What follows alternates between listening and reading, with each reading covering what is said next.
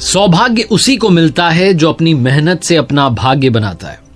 आज मैं उन आदतों की बात करूंगा जो आपको इंसान से कमाल का इंसान बना सकती है। इस दुनिया में बहुत सारे लोगों का कहना है कि उनके आसपास का माहौल ठीक नहीं था, इसलिए उनकी जिंदगी में दुख पर दुख आते चले गए।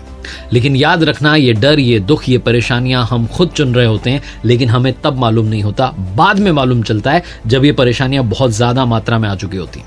आइए बात करते हैं स्टीवन आर कवी की उस बुक की जिसका नाम है 7 habits of highly effective people. और आज के इस छोटे से वीडियो में आपको 7 आदतें बहुत समराइज करके समझाना चाहता हूं। तो आइए शुरू करते हैं पहली आदत से। जब बात आती है प्रभावशाली लोगों की, हाईली इफेक्टिव लोगों की, तो सबसे पहली आदत जो उनकी है वो है प्रोएक्टिव होना।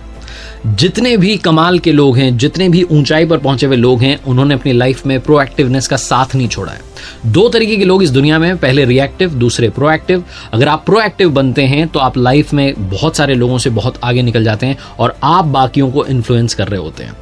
प्रोएक्टिव लोग जो होते हैं उनका ये कहना होता है कि मैं कर सकता हूं, मुझसे हो जाएगा, मेरे पास ये ताकत है, मेरे अंदर वो क्षमता है, अगर नहीं तो मैं डेवलप कर लूंगा। रिएक्टिव लोग जो होते हैं वो हमेशा अपने आसपास के माहौल को दोष दे रहे होते हैं कि मैं पढ़ नहीं पाया क्योंकि घर का माहौल ऐसा था, स्कूल बिल्डिंग सही नहीं थी। ऑफिस में पहुंच जाते हैं तो वहां भी वो दोष दे रहे होते हैं कि शायद मेरा बॉस सही नहीं है, कंपनी की पॉलिसी सही नहीं है, ये कंपनी सही नहीं है। प्रोएक्टिव लोग जो होते हैं वो अपने ऊपर फोकस करते हैं, अपनी ताकत को पहचानते हैं और आगे बढ़ते चले जाते हैं। स्टीवन आर कवी 2 बातें कहते हैं, सर्कल ऑफ कंसर्न होता है, सर्कल ऑफ इन्फ्लुएंस होता है। एक चिंता का एरिया होता है, एक प्रभाव का एरिया होता है।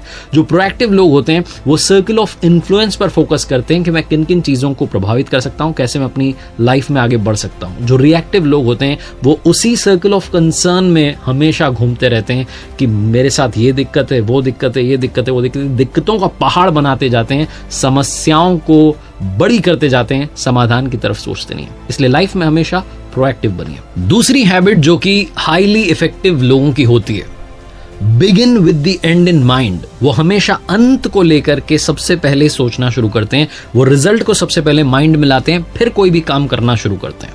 आपने सुना होगा कि दुनिया में कोई भी चीज का निर्माण 2 बार होता है। कोई भी चीज 2 बार क्रिएट होती है। पहला उसका मेंटल क्रिएशन होता है, दूसरा उसका फिजिकल क्रिएशन होता है। मेंटल क्रिएशन से मतलब है कि कोई भी चीज सबसे पहले अपने माइंड में उसका नक्शा बनाते हैं, अपने माइंड में उसे विजुलाइज करते हैं, सबसे पहले सोचना शुरू करते हैं, फिर वो लाइफ में क्रिएट होने लगती है। जैसे कि अगर आप अपना मकान बनाना चाहते हैं तो आप उसका नक्शा एक बार माइंड में सोच रहे होते हैं, यहाँ पर बेडरूम होगा, यहाँ लिविंग रूम होगा, ये होगा, वो होगा।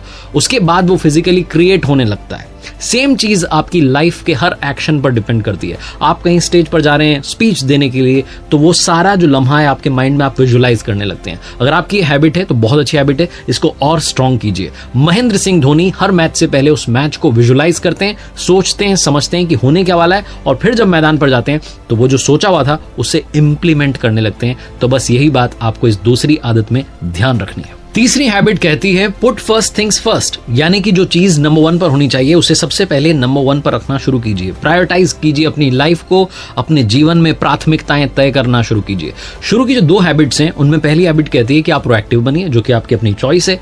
दूसरी हैबिट कहती है कि आप विजुलाइज कीजिए। लेकिन ये जो तीसरी हैबिट है ये पहली और दूसरी को मिलाकर के बनती है। यानी कि जब आप अपनी लाइफ में प्रोएक्टिव होंगे, आप विजुलाइज करने लगेंगे तो बहुत सारी चीजें आपके सामने होंगी। अब आपको उन्हें प्रायोरिटाइज करना है, प्राथमिकताएं तय करनी है। जो चीज नंबर 1 पर होनी चाहिए उसे नंबर 1 पर रखना शुरू कर दीजिए। Habit number 4, always think win win.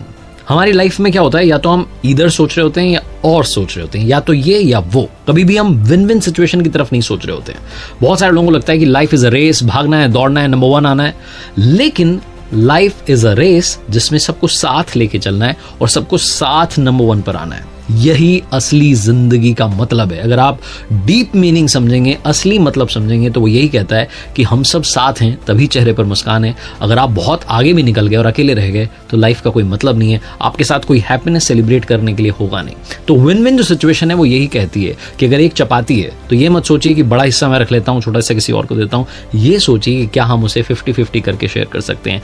Win win situation ये कहती है कि साहस को भी रखिए, सूझबूझ को भी रखिए। विन विन सिचुएशन कहती है कि आत्मविश्वास को भी रखिए, सहयोग को भी रखिए। तो विन विन सिचुएशन का मतलब यह है कि आप जीत के बारे में तो सोचिए, लेकिन लोगों को, दूसरों को साथ लेके चलने के बारे में भी सोचना शुरू कीजिए। Habit number 5, seek first to understand then to be understood. यानी कि पहले दूसरों को समझो फिर अपनी बात को समझाओ।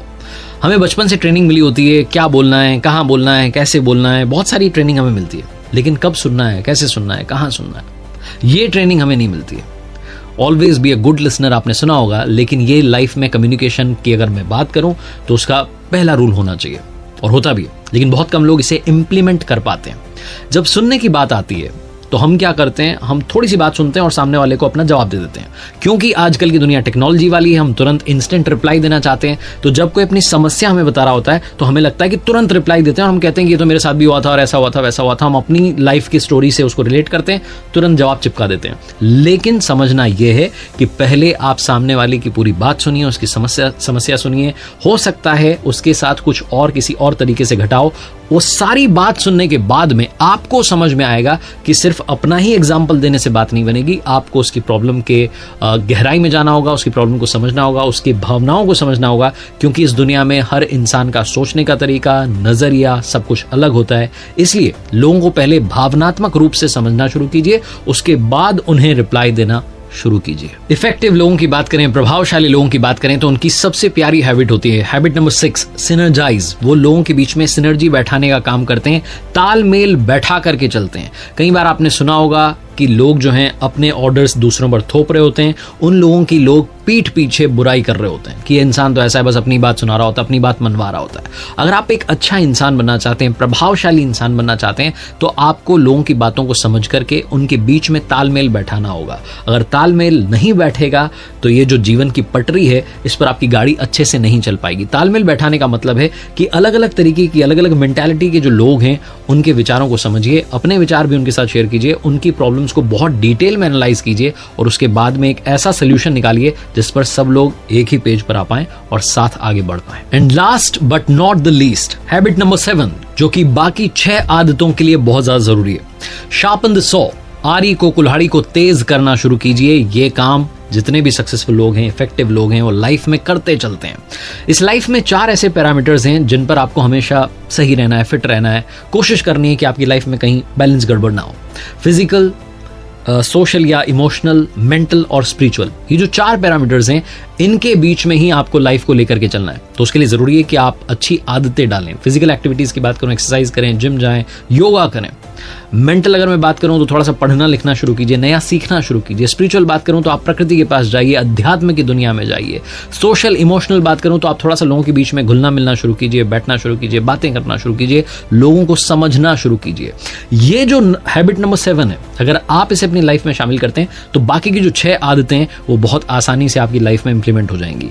ये जो हैबिट नंबर 7 है, ये आपकी लाइफ का वो रिफ्रेश का बटन है जिसे दबाने से आप अपनी लाइफ में एक नई एनर्जी के साथ, एक रिजुनेट फील करते हुए लाइफ में आगे बढ़ते हैं। तो इस बटन को दबाते चलिए और लाइफ में वहां पहुंचिए जहां पहुंचना चाहते हैं। जो सपने आपने देखे हैं उन सपनों को पूरा करना शुरू कीजिए, क्योंकि जिंदगी ना मिलेगी दोबारा।